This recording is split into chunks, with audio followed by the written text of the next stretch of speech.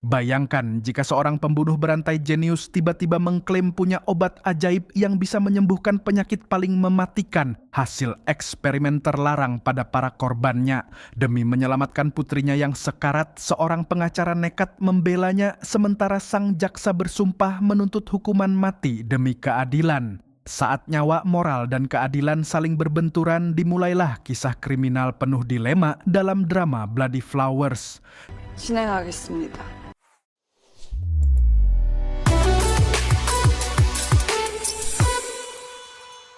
Cerita berawal di kota Guam yang tengah dilanda serangkaian kasus orang hilang. Seorang pria bernama Jack Wang terlihat terlibat perselisihan melalui telepon terkait masalah utang. Tak lama kemudian ia bertemu seseorang di sebuah lorong dan langsung diserang hingga tak berdaya. Identitas pelaku maupun motifnya masih belum jelas. Jack Wang kemudian disekap di sebuah ruang operasi. Ia dibungkam, tangan dan kakinya diikat, sementara seorang pria misterius bersiap melakukan pembedahan terhadap tubuhnya. Tak lama kemudian, tim gabungan polisi bergerak menuju sebuah gedung kosong. Tampak kehadiran seorang jaksa wanita yang bernama Jaksa Cha yang ikut serta, walaupun sebenarnya ia tidak bertugas di sana. Saat memasuki gedung tersebut, mereka menemukan ruang operasi yang sama seperti tempat Jack Wang disekap sebelumnya, namun kali ini dengan korban berbeda. Di lokasi tersebut terdapat seorang pemuda bernama Liu yang mengaku sedang merawat seorang pasien yang membutuhkan pertolongan. Karena dianggap berbahaya, Liu langsung diamankan dan diborgol. Tim kemudian memeriksa pasien untuk memastikan apakah ia masih hidup. Sebelum dibawa pergi, Liu sempat berpesan kepada Jaksa Cha agar memastikan pasien tersebut tidak menjalani operasi di rumah sakit. Menurutnya, jika pengobatan medis dicampur dengan metode yang ia berikan, pasien itu dipastikan tidak akan sembuh. Namun, Jaksa Cha tidak mengindahkan perkataan Liu. Di ruangan tersebut juga ditemukan banyak potongan tubuh manusia, memperkuat dugaan adanya praktik eksperimen ilegal. Sementara itu, Han Jun diperkenalkan sebagai seorang pengacara yang dikenal mampu menyelesaikan kasus kekerasan melalui jalur damai. Ia juga diketahui tengah mencari akses terhadap obat untuk penyakit baten, yaitu kelainan genetik langka dan fatal yang menyerang sistem saraf. Obat tersebut dibutuhkan untuk menyelamatkan seorang anak kecil yang kemudian terungkap sebagai putrinya sendiri, Min So. Seorang pria sebelumnya menawarkan obat eksperimental untuk penyakit tersebut dengan syarat Han Jun mau berinvestasi dalam penelitian. Han Jun pun telah menanamkan dana besar, namun pria itu kemudian menghilang dan tidak dapat dihubungi lagi. Situasi ini semakin memperburuk kondisi Han Jun mengingat putrinya harus terus dirawat di rumah sakit tempat istrinya bekerja sebagai dokter. Di sisi lain, Jaksa Cha dikenal sebagai sosok jaksa yang ulet, disiplin, dan idealis. Ia bahkan menolak promosi jabatan demi tetap menangani kasus langsung di lapangan. Saat menginterogasi Liu, muncul kejanggalan karena Liu mengetahui identitas Jaksa Cha. Dari interogasi terungkap bahwa pasien di tempat kejadian merupakan penderita kanker stadium akhir yang dijadikan objek eksperimen. Potongan tubuh manusia yang ditemukan di lokasi diduga digunakan untuk penelitian obat yang diklaim mampu menyembuhkan berbagai penyakit. Liu mengakui telah membunuh sejumlah orang, tetapi ia merasa tindakannya dibenarkan karena dianggap sebagai pengorbanan demi menyelamatkan banyak nyawa. Polisi kemudian menemukan tulang belulang korban yang dikubur di belakang gedung, meskipun sebagian korban lainnya masih belum ditemukan. Berita ini kemudian menjadi viral. Cerita kembali menyoroti Han Jun yang kini semakin jelas motivasinya. Penyakit baten yang disebut sejak awal memang diderita putrinya, Min So. Kondisi anaknya yang semakin kritis membuat Han Jun berada dalam tekanan besar antara mempertahankan prinsip hukum atau melakukan apapun demi menyelamatkan putrinya. Di tengah situasi tersebut, seorang reporter bernama Joe menghubunginya dan mengajak bertemu membuka kemungkinan perkembangan baru dalam kasus yang sedang berjalan. Reporter Joe menghubungi Han Jun dan mengajaknya bertemu untuk membahas sebuah kerja sama bisnis. Ternyata, tujuan sebenarnya adalah menawarkan Han Jun posisi sebagai pengacara pembela dalam kasus Liu, seorang pembunuh berantai yang telah menewaskan 17 orang. Kasus ini bernilai besar karena honor pembelaannya mencapai miliaran. Lebih mengejutkan lagi, Liu sendiri yang secara khusus meminta Han Jun menjadi pengacaranya. Hal ini berkaitan dengan Seguk, pria yang sebelumnya menjanjikan obat untuk penyakit baten yang diderita putri Han Jun. Liu mengaku mengenal Seguk, namun kemudian terungkap bahwa Seguk justru termasuk salah satu korban pembunuhan Liu. Meski terkejut, Han Jun akhirnya menerima tawaran tersebut dan meminta reporter Joe mengatur pertemuannya dengan Liu. Kabar bahwa Han Jun akan menjadi pengacara Liu segera sampai ke telinga Jaksa Cha. Ia pun berusaha keras agar tetap menangani kasus tersebut karena mengetahui reputasi Han Jun sebagai pengacara yang sangat handal. Atasan Jaksa Cha khawatir kemampuan Han Jun dapat membuat Liu lolos dari hukuman. Namun, Jaksa Cha meyakinkan atasannya bahwa ia mampu memenangkan kasus ini sekaligus menjaga nama baik kejaksaan. Pertemuan Han Jun dengan Liu pun terjadi. Fokus utama Han Jun adalah mencari informasi tentang Seguk dan kemungkinan keberadaan obat yang dijanjikan. Liu mengakui telah membunuh Seguk tetapi menyangkal mengetahui obat yang dimaksud. Ia yakin kalau Seguk telah menipu Han Jun. Namun jelas terlihat bahwa Liu memahami kondisi putri Han Jun, Min So, yang membutuhkan obat serupa. Situasi ini membuat alasan Liu memilih Han Jun sebagai pembela semakin masuk akal. Kesepakatan pun dibuat. Liu memberikan bayaran awal sebesar $1 juta dengan tambahan honor besar jika ia berhasil dibebaskan. Ia juga mulai menjelaskan bahwa sebagian korbannya sebenarnya adalah penderita penyakit berat yang hampir tidak memiliki harapan hidup. Mereka dijadikan objek eksperimen obat yang sedang ia kembangkan. Menurut Liu, beberapa eksperimen bahkan berhasil menyembuhkan pasien meski harus dibayar dengan pengorbanan nyawa lainnya. Reporter Joe mengaku pernah melihat langsung hasil autopsi korban dan menemukan zat baru di tubuh mereka, zat yang sebelumnya tidak pernah dikenal dalam dunia medis. Liu sendiri diketahui merupakan lulusan terbaik Fakultas Kedokteran sehingga kecerdasannya tidak diragukan. Untuk mencari bukti tambahan, Han Jun dan reporter Joe menemui salah satu pasien yang pernah ditangani Liu. Dari sana muncul informasi tentang pasien lain yang sebelumnya menderita penyakit parah namun dikabarkan sembuh setelah menjalani eksperimen Liu. Sementara itu, Jaksa Cha terus menekan Liu agar mengungkap keberadaan 10 korban lain yang belum ditemukan. Terungkap pula fakta bahwa semua korban merupakan mantan narapidana. Namun, Liu tetap menolak memberikan informasi sehingga membuat Jaksa Cha semakin frustrasi. Ia pun bertekad membuktikan kejahatan Liu di pengadilan. Di sisi lain, pihak kepolisian meminta Jaksa Cha untuk bekerja sama dengan pelaku agar keberadaan korban lainnya dapat segera ditemukan. Upaya pencarian korban pun terus diperluas oleh kepolisian. Sementara itu, Han Jun dan reporter Joe mencoba melacak pasien yang pernah sembuh berkat Liu. Mereka sempat mendatangi sebuah salon tempat pasien tersebut bekerja, tetapi diketahui bahwa orang itu sudah pindah tanpa alamat yang jelas. Meski begitu, mereka berhasil mendapatkan petunjuk lokasi baru untuk ditelusuri. Hasil tes kebohongan terhadap Liu akhirnya keluar, namun hasilnya menunjukkan bahwa pernyataannya tidak terindikasi kebohongan. Hal ini membuat Jaksa Cha semakin bingung. Di saat yang sama, ia terus mendapat tekanan dari atasannya karena publik mendesak agar korban lain segera ditemukan. Jaksa Cha kemudian kembali menemui Liu dan mulai melunak untuk menggali informasi. Ia meminta Liu menceritakan bagaimana ia bisa menyembuhkan orang. Liu akhirnya mengakui pembunuhan yang dilakukannya, tetapi ia juga bersikeras bahwa dirinya telah menyelamatkan banyak nyawa. Sikapnya membuat ia tampak tidak merasa bersalah, bahkan seolah memposisikan diri sebagai penyelamat. Eksperimen Liu pun menunjukkan hasil yang aneh.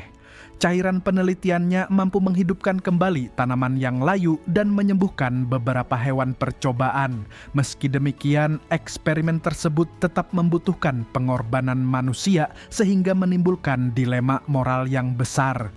Ia mengaku korban terakhirnya membuat eksperimennya berhasil sehingga ia berhenti membunuh dan memilih menyerahkan diri.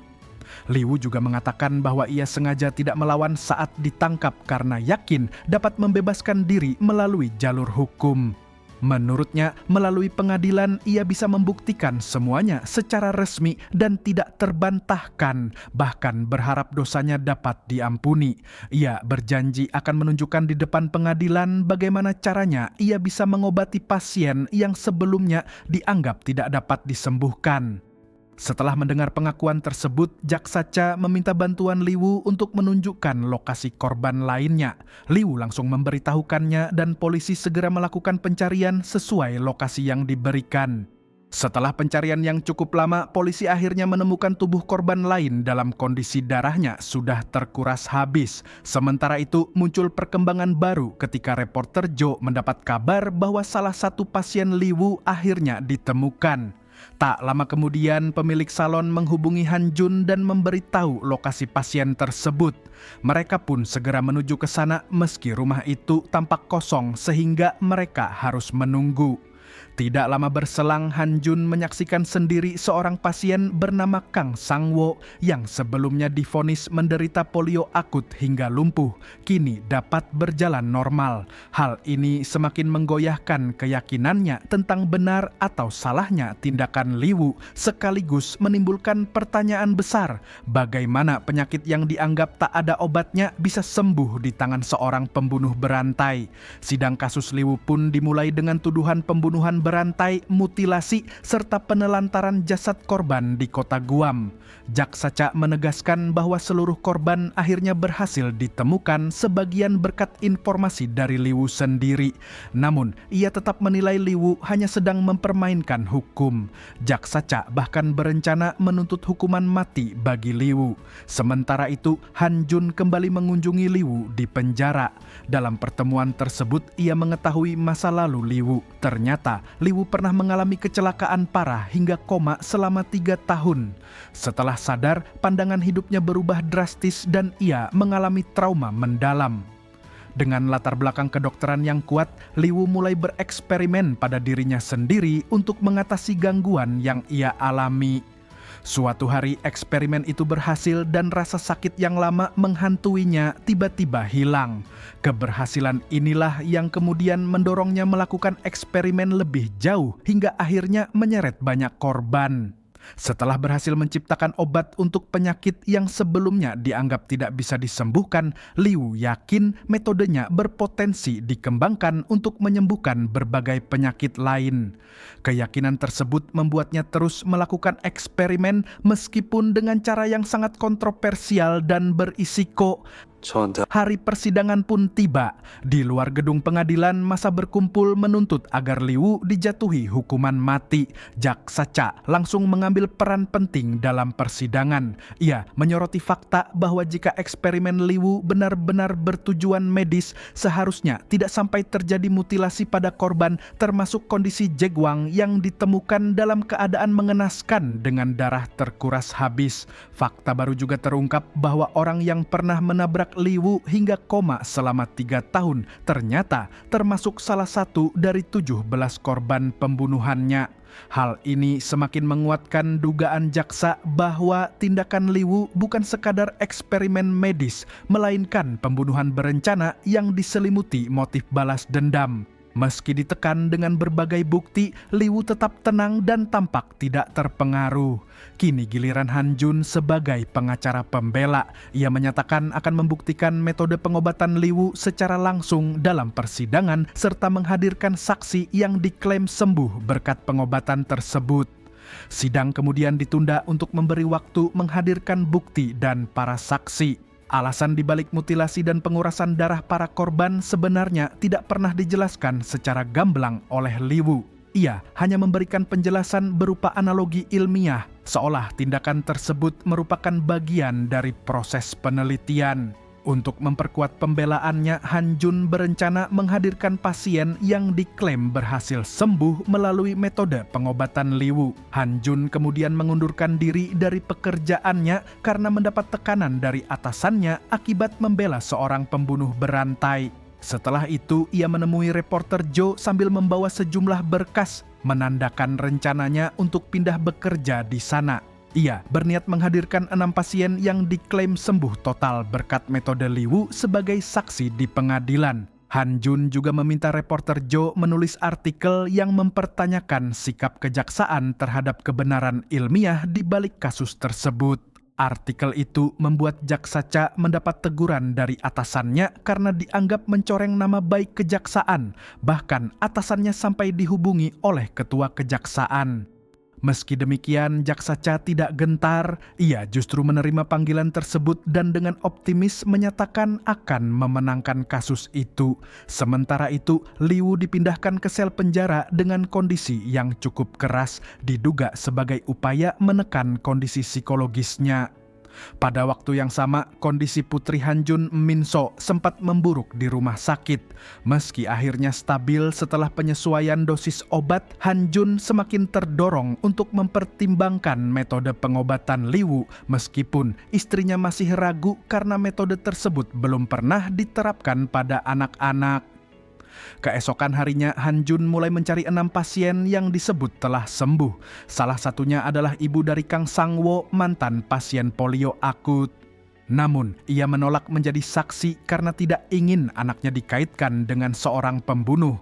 Dari pencarian tersebut muncul nama Ming Yu, pria berusia 25 tahun yang dikabarkan sembuh total dari penyakit baten, penyakit yang sama dengan yang diderita Min So.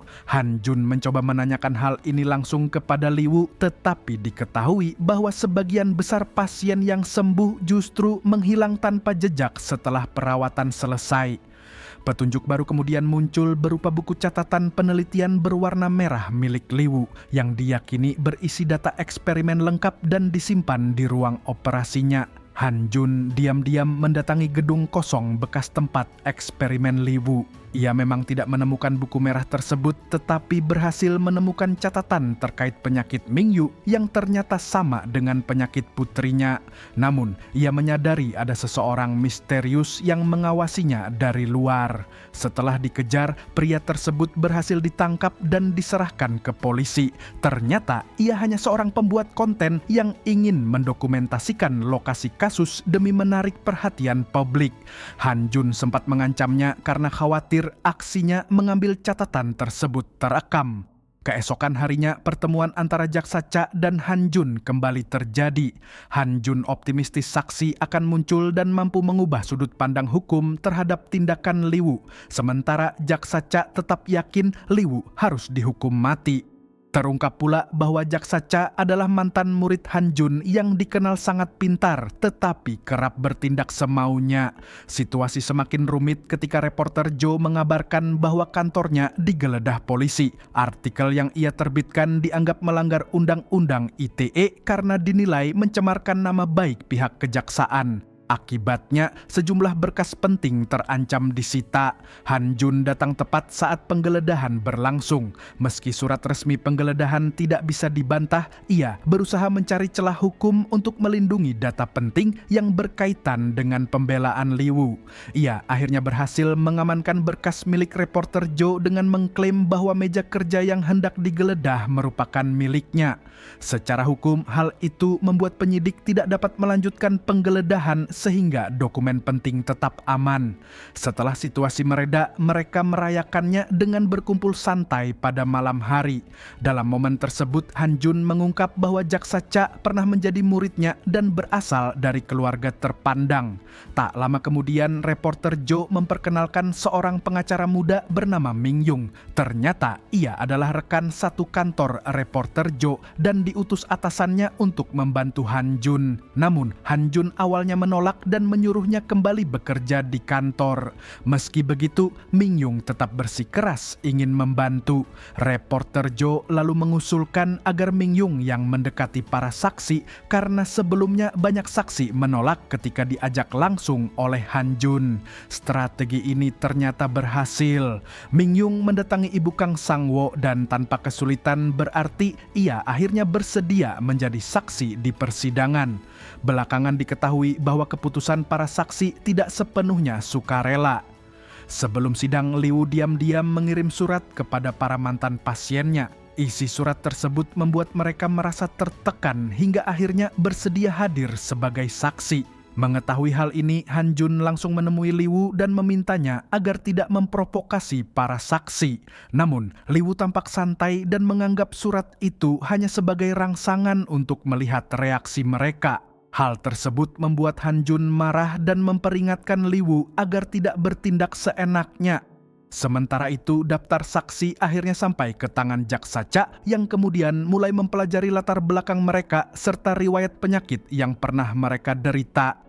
Di tempat pertemuan, Han Jun menjelaskan bahwa salah satu saksi utama adalah Kang Sang-woo yang sejak lahir mengalami kelumpuhan akibat polio. Setelah menjalani pengobatan dari Liu, ia dikabarkan mampu berjalan normal bahkan beraktivitas seperti orang sehat pada umumnya. Meski begitu, Han Jun tampak tertekan karena khawatir surat ancaman dari Liu dapat memengaruhi kesaksian para saksi. Mingyung yang kini bergabung dalam tim Han Jun bekerja keras menyusun strategi persidangan bersama reporter Joe. Sidang berikutnya digelar dengan menghadirkan ibu Kang Sang-woo sebagai saksi. Ia menjelaskan bagaimana Liu datang membawa peralatan medis dan memberikan pengobatan kepada anaknya. Setelah perawatan tersebut, kondisi Kang Sang-woo membaik drastis hingga akhirnya dapat berjalan kembali. Namun, Jaksa Cha menyerang balik dengan analisis medis. Ia menunjukkan kemungkinan bahwa diagnosis awal polio bisa saja keliru. Gejala Kang Sang-woo dinilai mirip dengan penyakit segawa, kondisi langka yang memang masih bisa disembuhkan. Argumen ini membuat posisi pembelaan Han Jun melemah karena tidak ada bukti medis kuat yang benar-benar memastikan kesembuhan itu berasal dari metode Liu. Sidang sempat ditunda karena saksi kedua tidak dapat dihubungi. Tanpa diduga, saksi tersebut justru hadir di persidangan sebagai pengunjung dan diajukan oleh pihak jaksa. Ia adalah Tae-jin. Han Jun terkejut dan keberatan jika Tae-jin dijadikan saksi pendukung jaksa, tetapi hakim akhirnya menyetujui permintaan Jaksa Cha. Dalam kesaksiannya, Tae-jin menyatakan bahwa Liu adalah penipu ulung. Ia mengaku pernah mendapat pengobatan dari Liu tetapi tidak sembuh, bahkan kondisinya justru memburuk hingga harus menjalani perawatan lanjutan di rumah sakit. Ia juga mengungkap adanya tekanan melalui surat dari Liu agar dirinya bersaksi demi kepentingannya. Pernyataan ini membuat Liu tampak kesal. Tae-jin bahkan menambahkan bahwa Liu sempat mengancam akan menyebarkan data pribadinya jika ia menolak hadir sebagai saksi yang meringankan. Setelah sidang, Han Jun menemui Tae-jin untuk menanyakan alasannya memberikan kesaksian yang memberatkan Liu. Tae-jin menegaskan bahwa ia hanya menyampaikan kebenaran dan tidak ingin lagi dilibatkan karena kondisinya justru memburuk setelah menjalani pengobatan Liu. Jaksa Cha kemudian menelusuri kondisi Tae-jin lebih jauh. Terungkap bahwa Tae-jin sebenarnya sempat membaik setelah terapi Liu, tetapi kondisinya kembali memburuk setelah menjalani perawatan medis di rumah sakit. Hal ini mengingatkan pada pernyataan Liu sebelumnya bahwa metode pengobatannya tidak boleh dicampur dengan metode medis lain. Berbeda dengan Tae-jin, Kang Sang-woo tidak pernah menjalani perawatan medis tambahan setelah terapi Liu sehingga kondisinya tetap stabil. Fakta-fakta ini membuat Jaksa Cha mulai diliputi keraguan terhadap praktik Liu. Apakah benar sebuah terobosan medis atau justru tindakan berbahaya yang dibungkus klaim ilmiah? Sementara itu di penjara, situasi yang berkembang membuat posisi Han Jun semakin sulit, terutama setelah muncul konflik antara dirinya dan Liu akibat dugaan intimidasi terhadap para saksi. Hal ini membuat Han Jun mulai meragukan kemampuan Liu untuk benar-benar menyembuhkan putrinya. Namun, Liu tetap bersikeras ingin membuktikan bahwa ia mampu menyembuhkan orang sakit. Han Jun pun terus mendesaknya untuk menjelaskan motif sebenarnya di balik keinginannya membuktikan metode pengobatannya serta apa yang sebenarnya ingin ia tunjukkan. Alih-alih menjawab langsung, Liu justru menantang Han Jun. Ia mengatakan bahwa jika ia jujur menjawab semua pertanyaan tersebut, apakah Han Jun siap menanggung konsekuensinya? Hal ini pun menjadi misteri yang hingga kini belum sepenuhnya terungkap.